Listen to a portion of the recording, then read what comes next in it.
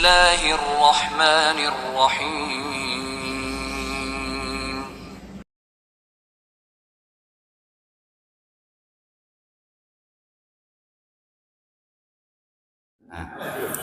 Assalamualaikum warahmatullahi wabarakatuh. Bismillahirrahmanirrahim. Alhamdulillah alladzi bi ni'matihi tatimmus shalihat wa bi fadlihi takthurul barakat. Asyhadu an la ilaha illallah wahdahu la syarikalah wa asyhadu anna Muhammadan abduhu wa rasuluh. Allahumma sholli wa sallim ala nabiyyina Muhammadin wa ala alihi wa ashabi ajma'in. Fa ba'du. Bapak Ibu yang dimuliakan Allah, banyak hal yang perlu kita syukuri,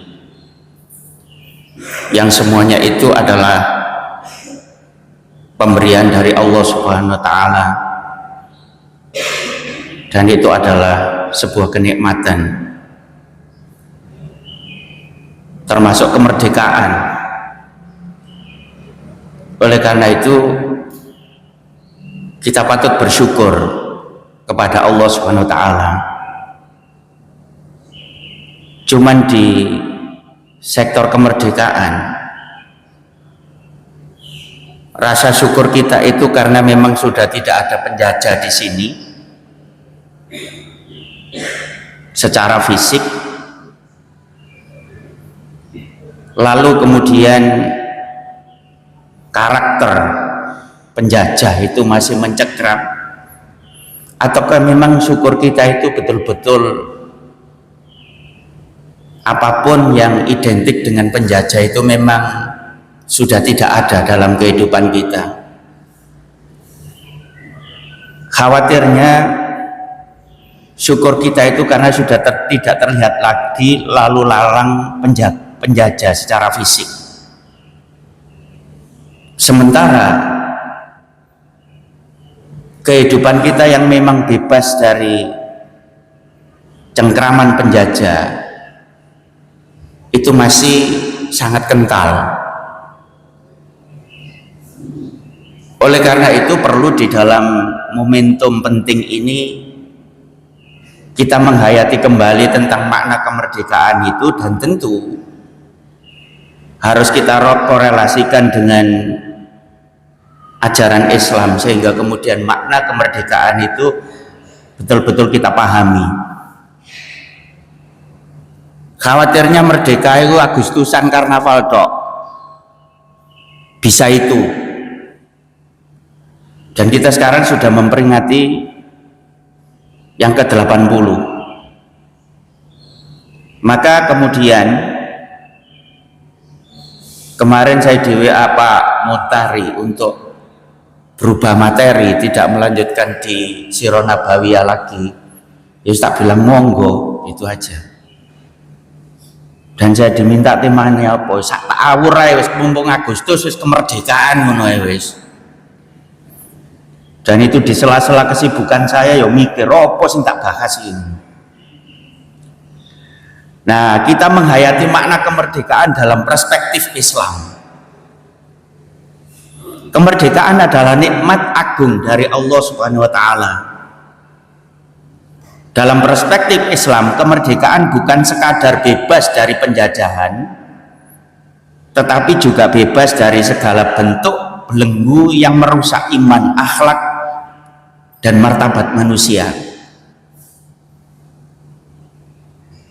Kalau kita tilik dari apa yang dilakukan Rasulullah Shallallahu Alaihi Wasallam saat beliau diutus menjadi satu utusan, program pertama yang dilakukan Rasulullah adalah memerdekakan manusia dari belenggu semuanya ini tadi, yang merusak keimanan, merusak akhlak, merusak martabat manusia, itu harus dibebaskan.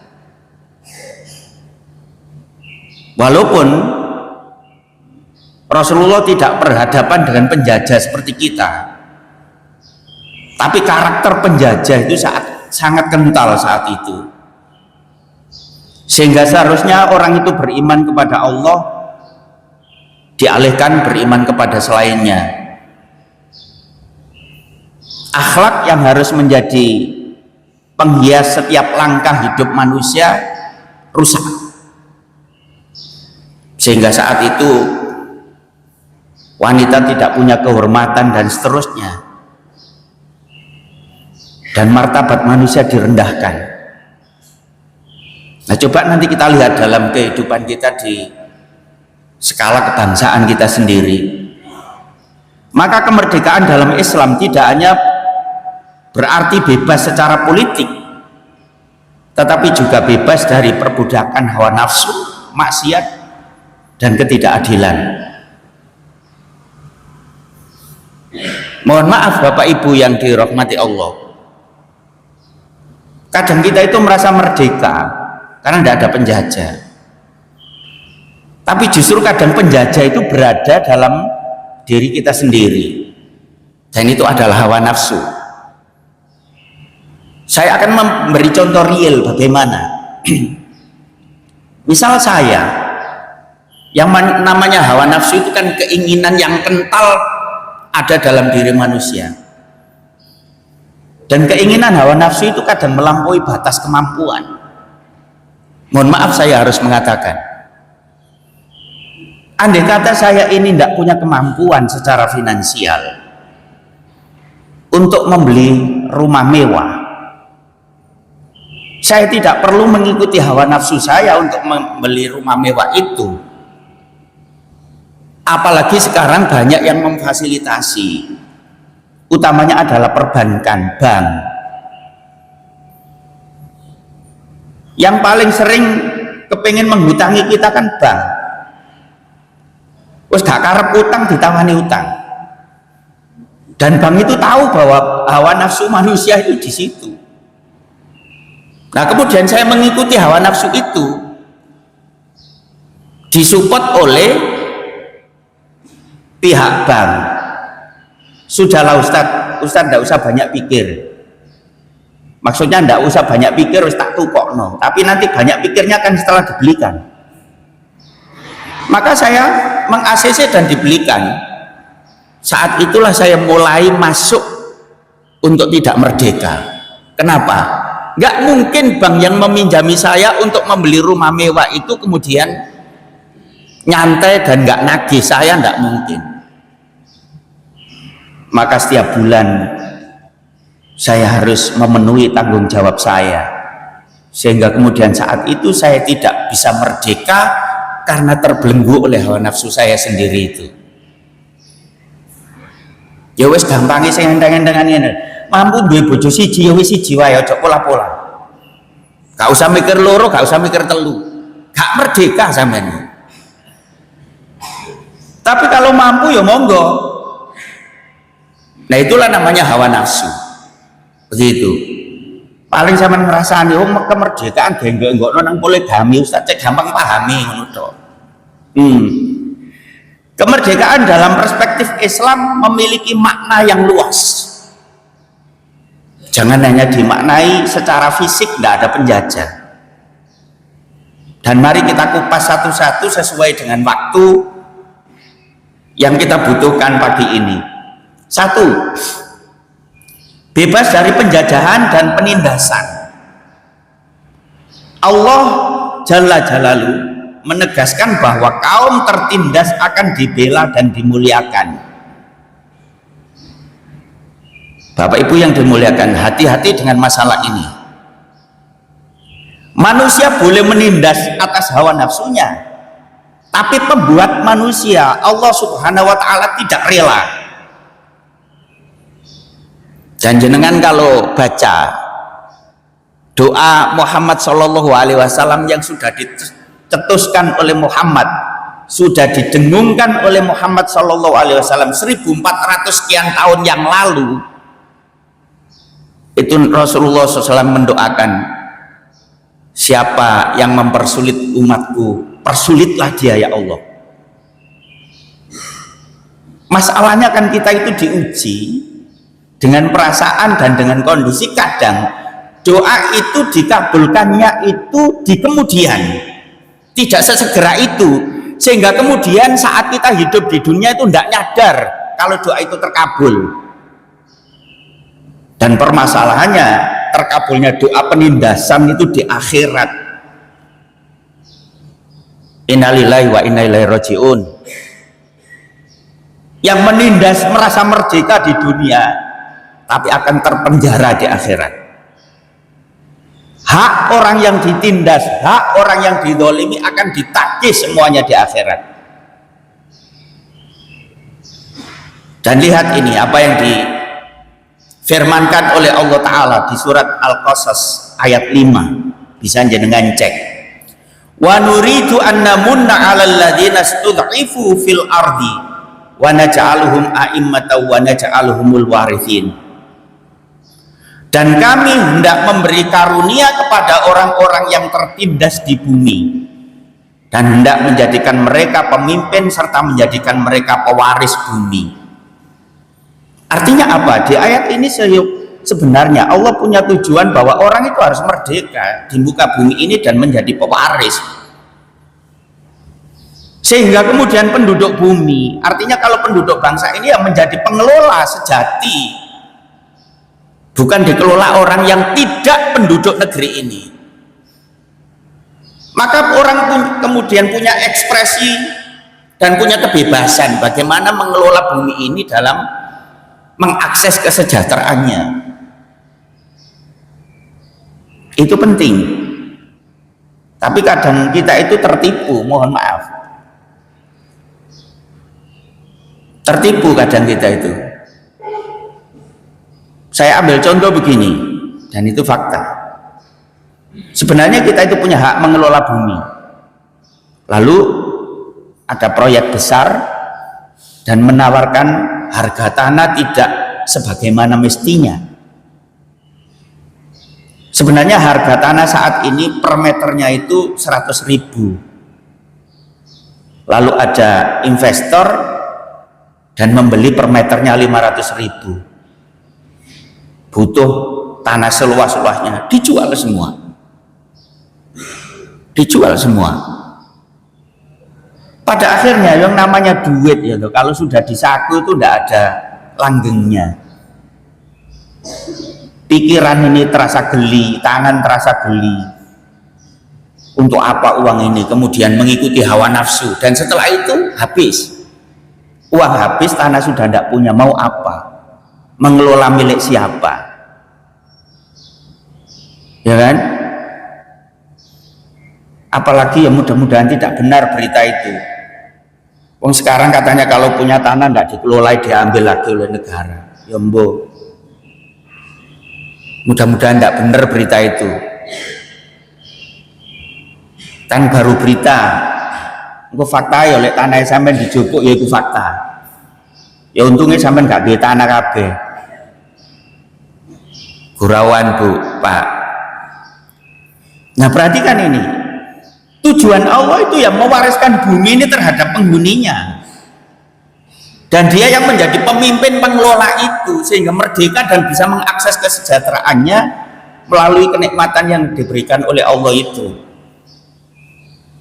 Rasulullah SAW juga bersabda, ittaqu da'watal madlum fa innaha laisa bainaha wa bainallahi hijab. Takutlah kalian terhadap doa orang yang terzalimi, karena antara doanya dan Allah tidak ada penghalang. Artinya apa? Jangan punya watak penjajah yang itu mengkhianati, mendolimi, menindas. Karena doa orang yang didolimi itu tidak ada penghalang. Dan ini adalah memotivasi kita untuk menjaga diri, jangan berkarakter seperti penjajah. Sepuas-puasnya menjajah dan sepuas-puasnya mendolimi itu hanya sesaat, hanya sesaat. Masalahnya nanti di akhirat itu. Dan lagi-lagi katanya doa orang yang didolimi itu tidak ada penghalang antara orang yang didolimi dengan Allah, Ustaz. Lah kita ini sudah sering berdoa terhadap orang yang mendolimi. Kok kayaknya orang yang mendolimi kita itu masih nyantai? Sekali lagi, terkabulnya doa itu tidak harus tiba-tiba. Tapi yakinlah bahwa itu terkabul. Begitu. Tapi kalau kita tidak mendolimi, lalu ada merasa yang terdolimi, dan yang merasa terdolimi itu berdoa, ya tidak terkabul. Oh, memang kita tidak mendolimi dia kok. Nah itu. Maksudnya Islam menegaskan bahwa setiap manusia berhak hidup merdeka tanpa ditindas dan dijajah. Allah menjanjikan kemuliaan bagi kaum yang tertindas, bahkan doa mereka sangat mustajab. Maka kemerdekaan harus dijaga agar tidak ada lagi kezaliman, penindasan maupun perampasan hak. Dan mudah-mudahan kita sebagai pewaris negeri ini tidak mendolimi pendahulu kita. Pendahulu kita itu betul-betul memperjuangkan kedaulatan dan keutuhan negeri ini dengan darahnya. Buktinya mana? Banyak itu makam pahlawan itu. Dan itu merupakan menjadi pengingat kita. Loh, kenapa kita yang tinggal mewarisi kemudian berwatak seperti penjajah itu? Loh, kenapa? Apa nggak malu kita itu? Nah, itu penting. Yang kedua, bebas untuk menegakkan keadilan dan persaudaraan. Allah berfirman, innallaha ya'murukum an tu'addul amanati ila ahliha wa idza hakamtum bainan nasi an tahkumu bil adl. Sesungguhnya Allah menyuruh kamu menyampaikan amanat kepada yang berhak menerimanya, dan apabila kamu menetapkan hukum di antara manusia, hendaklah kamu menetapkannya dengan adil.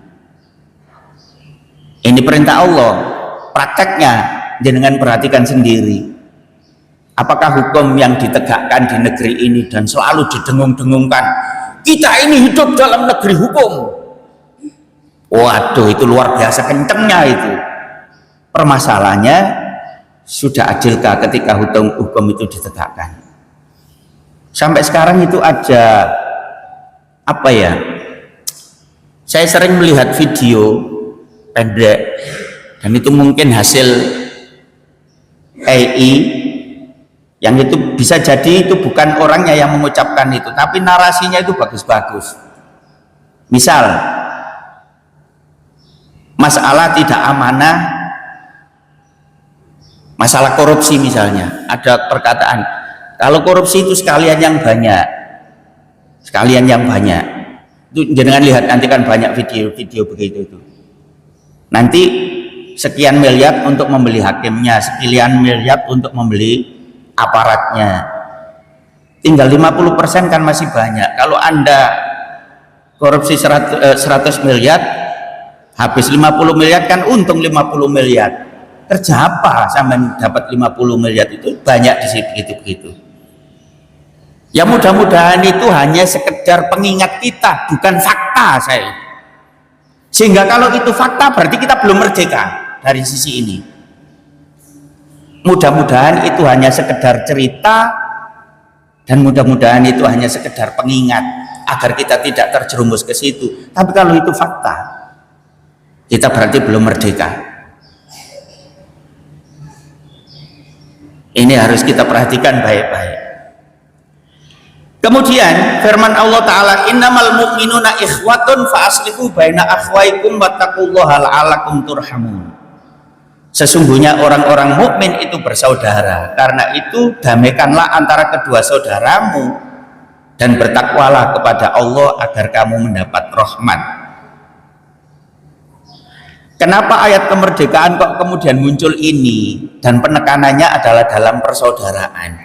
Jika orang itu sudah menjadikan yang lainnya itu bukan saudara, akan muncul karakternya apa? Dia akan berkhianat, dia akan menindas, dia akan mendolimi. Kenapa? Karena yang satunya itu dianggap musuhnya. Persis karakter penjajah.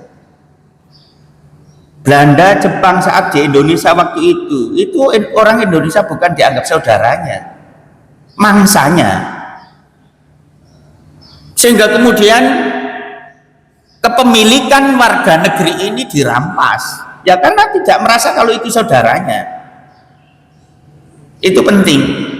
Nah, tapi kalau kita merasa bahwa semuanya ini saudara, maka kita lindungi, kita sayangi, kita kasihi, sehingga mereka merasa merdeka.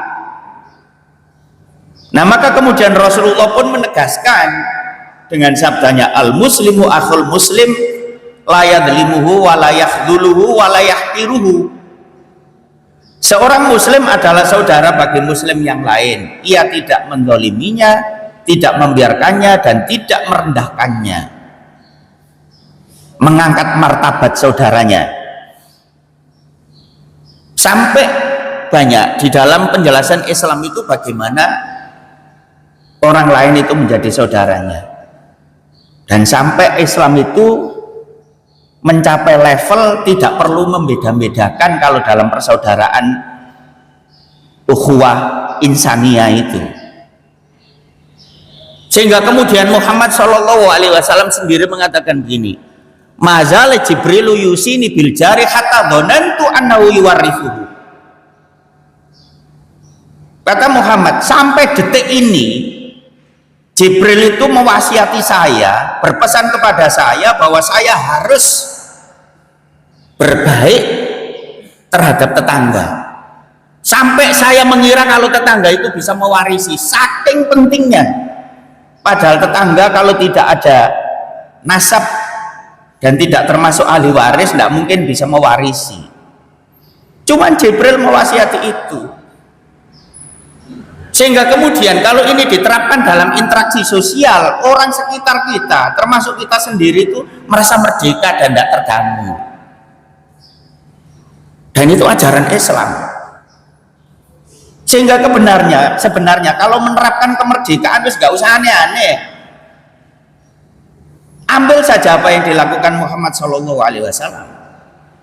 Karena Muhammad SAW itu adalah tokoh kemerdekaan yang diakui dunia. Tidak ada lagi. Sehingga kalau mau menerapkan kemerdekaan sejati, suri tauladani apa yang dilakukan Muhammad SAW. Dari sisi persaudaraan, Muhammad itu baru terdengar ada indikasi konflik antar satu sama lain, itu sudah dekat jauh-jauh sebelum terjadi konflik itu.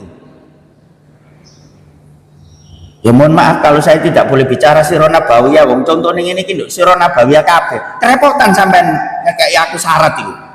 Kerepotan. Ketika Bani Mustalik mau menyerang kota Madinah, ini sudah pernah kita bicarakan.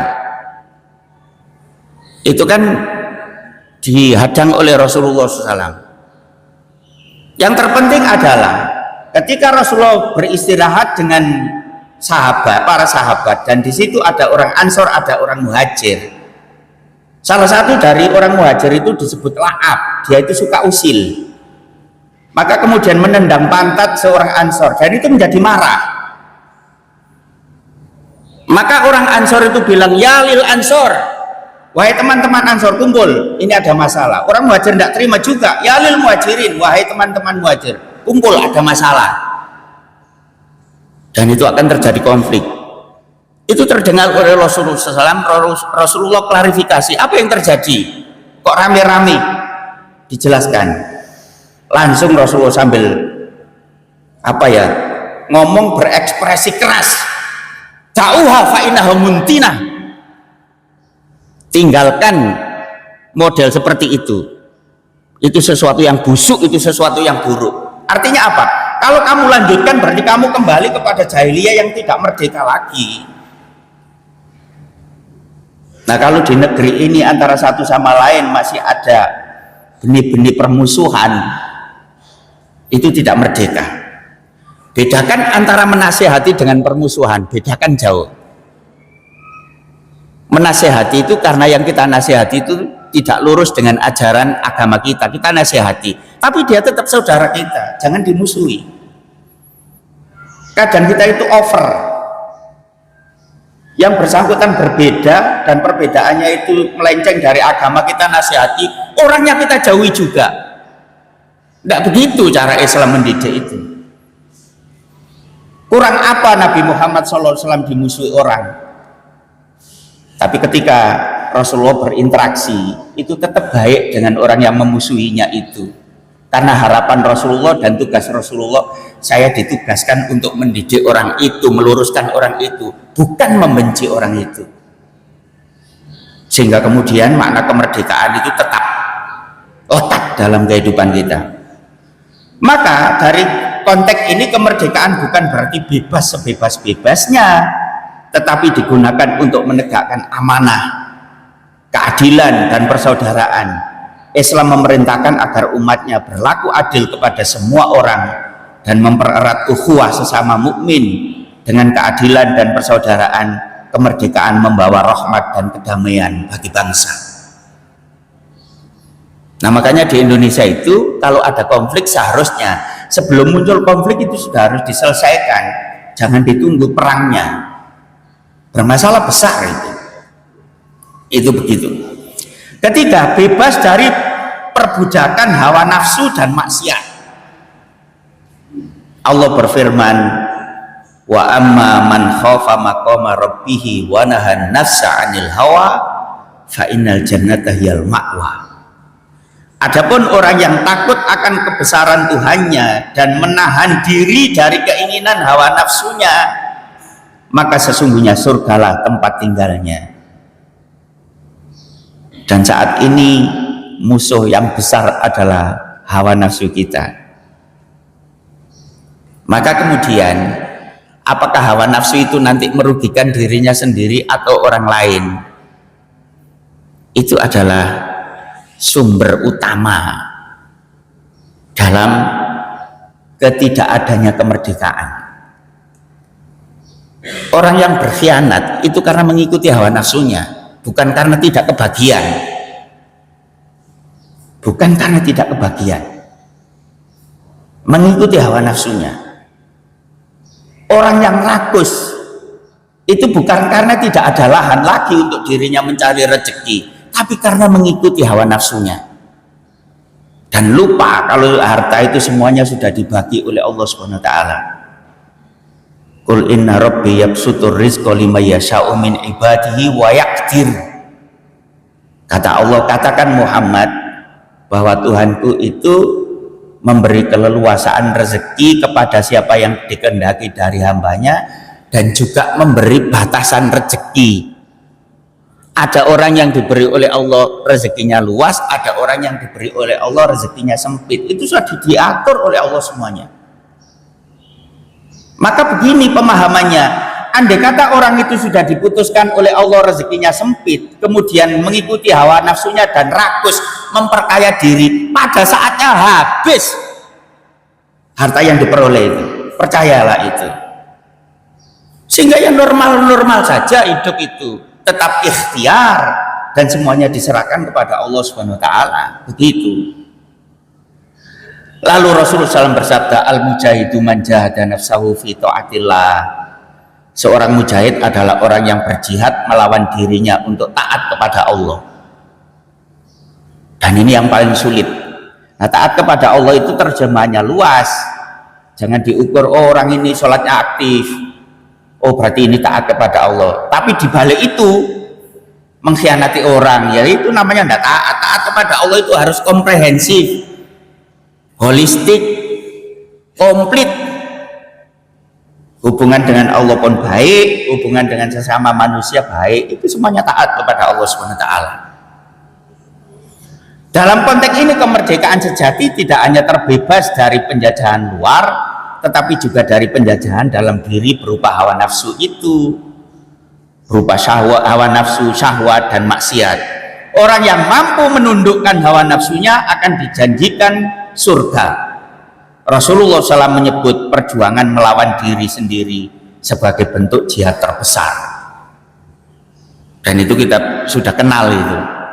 Jadi jihad terbesar itu adalah melawan hawa nafsu, karena penjajah itu merugikan orang karena mengikuti hawa nafsunya sebenarnya, sehingga kemudian menjadi seperti itu, lalu merepotkan banyak orang itu, lalu harus ada perawanan orang lain.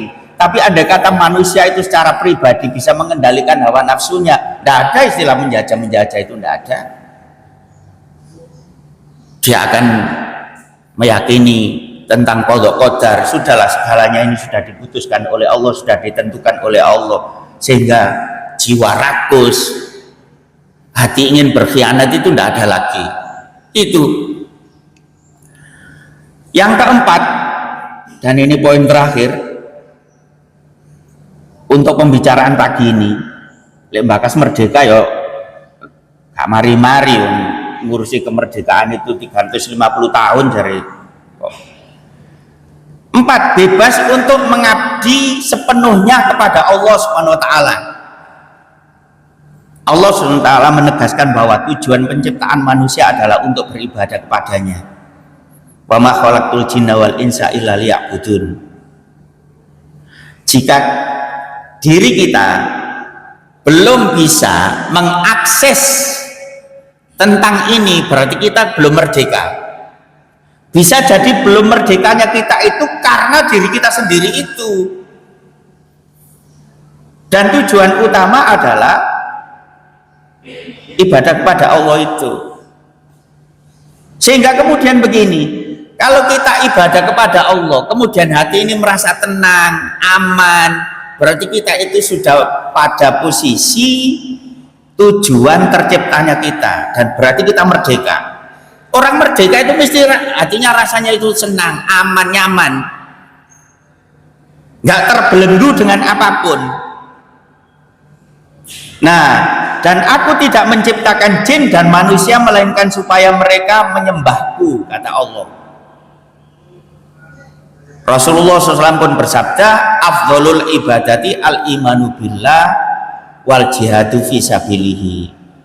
Ibadah yang paling utama adalah beriman kepada Allah dan berjihad di jalannya. Bapak Ibu yang dimuliakan Allah, jihad itu jangan dimaknai perang membawa senjata. Luas makna jihad itu. Dan mengendalikan diri, hawa nafsu itu terberat. Maka jenengan lihat ada sebuah riwayat yang menceritakan ketika ada komunitas wanita dan itu protes kepada Muhammad SAW. Dalam sejarah itu yang berani protes kepada Muhammad itu wanita.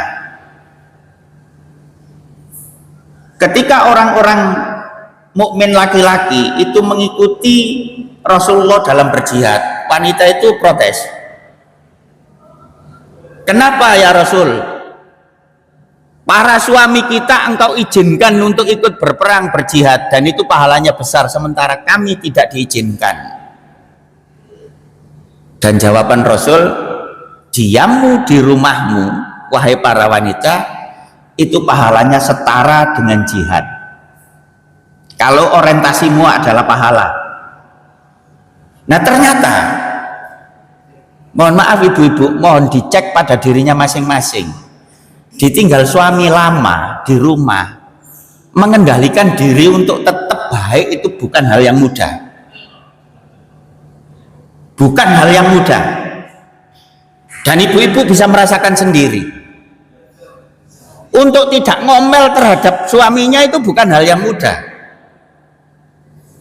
Jenengan ditinggal suami 1 bulan, tidak ada transferan, terus jenengan masih tetap dalam keimanan, itu bukan hal yang mudah. Wis punya pengalaman gitu? Belum? Wis kepala ojo duwe pengalaman. Mending ditinggal tapi ada transferan. Dan saya baru nyadar kenapa Rasulullah menyandingkan pahala wanita yang diam di rumahnya itu setara dengan jihad.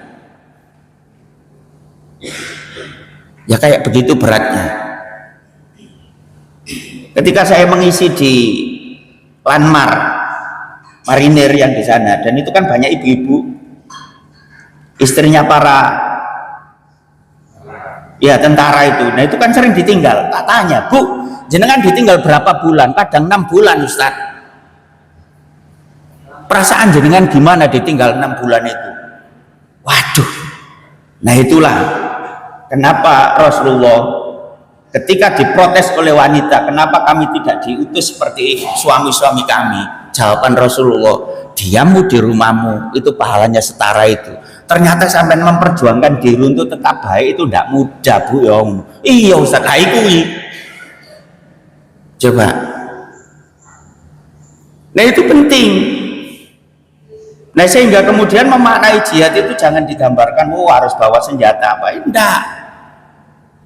Tapi mengendalikan diri, tetap istiqomah dalam kebenaran itu bukan sesuatu yang mudah. Itu begitu.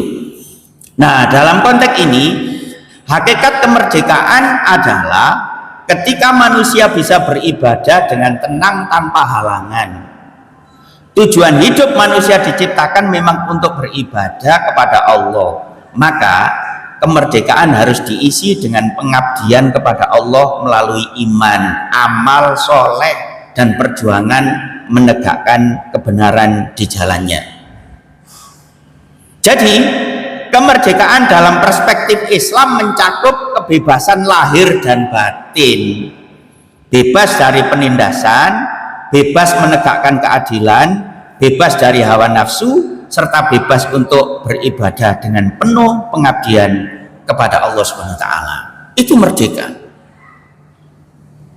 Jika kita belum mendapatkan itu semuanya, berarti 80 tahun yang kita peringati ini adalah masih dalam sebuah acara seremonial, belum bisa merasakan kemerdekaan yang sebenarnya. Dan merdeka yang sebenarnya itu adalah masing-masing orang bisa mengakses untuk mencapai kesejahteraan hidupnya.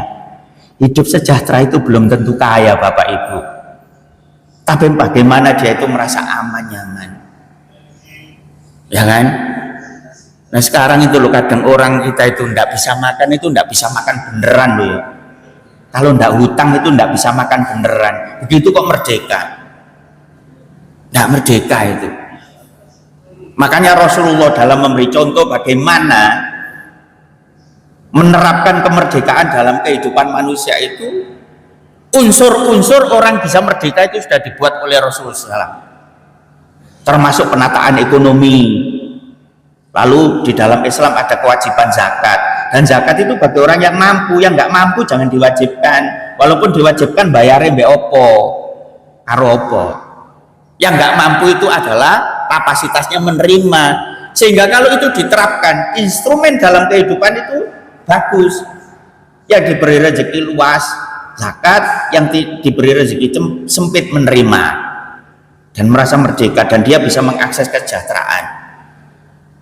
Kalau dia itu punya hutang karena dipakai makan, di Islam itu ada namanya ghorimin. Nah ghorimin itu adalah orang yang terbelit hutang, tidak bisa nyauri, maka kewajiban umat Islam harus nyauri. Udah sampean kita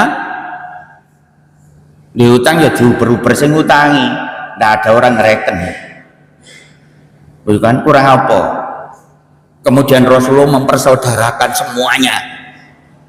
Sampai Rasulullah membuat piagam Madinah itu, semua piagam Madinah itu kan poin-poin, dan di situ banyak klausul, semuanya harus damai. Siapapun dia, mau Yahudi, mau apa, pokoknya kalau hidup dalam satu negeri semuanya harus damai dan bisa mengakses kesejahteraannya. Dan itu sudah dicontohkan oleh Rasulullah SAW. Jangan dikira Rasulullah mencontohkan kemerdekaan itu hanya mengakses semuanya hanya kepada kaum muslimin, kaum mukminin, enggak. Coba jangan lihat di piagam Madinah kembali. Itu orang Yahudi yang tinggal di Madinah pun harus terlindungi. Dan banyak kasus, diantaranya adalah ketika ada kaum muslimin mau membangun masjid, dan lokasi yang dibangun itu adalah miliknya orang Yahudi, itu harus dicari pemiliknya siapa. Jangan dirampas, harus dibeli. Kurang apa? Sehingga kemudian siapapun itu bisa merdeka. Nah oleh karena itu kita harus menjadi komunitas yang ikut berkontribusi memaknai dan mengimplementasikan kemerdekaan di muka negeri ini. Jangan sampai kita menjadi pengkhianat. Sekecil apapun dan bagaimana kemampuan kita harus berkontribusi untuk memang betul-betul menerjemah kemerdekaan dalam bangsa ini. Malu kita dengan para nenek moyang kita yang memperjuangkan kemerdekaan itu. Ya mungkin ya bisa jadi karena kita hanya baca, tidak ikut merasakan ya. Coba kalau ikut merasakan. Yang sepuh-sepuh ini mungkin tahu itu betapa pahitnya saat dijajah dan seterusnya. Kita kan tinggal membaca cerita. Lu ngono kok berani-beraninya berkhianat itu loh tentang kemerdekaan itu. Malu kita.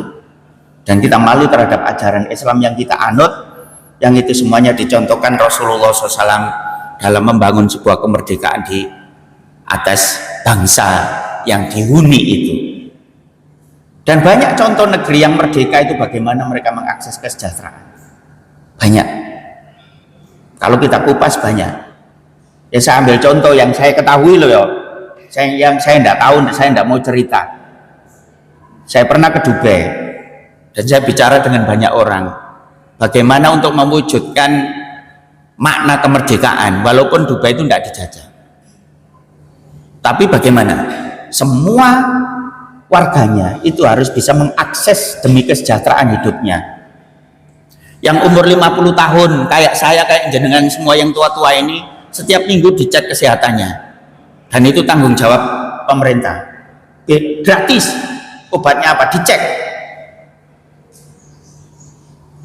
Itu kalau nikah tinggal nyetorkan buku nikah, sudah dicatat tanahnya, ini tanahmu dari negara untuk membangun rumahmu. Kalau pengumuman tanah nih anu mau diambil tidak ada. Dan mereka merdeka.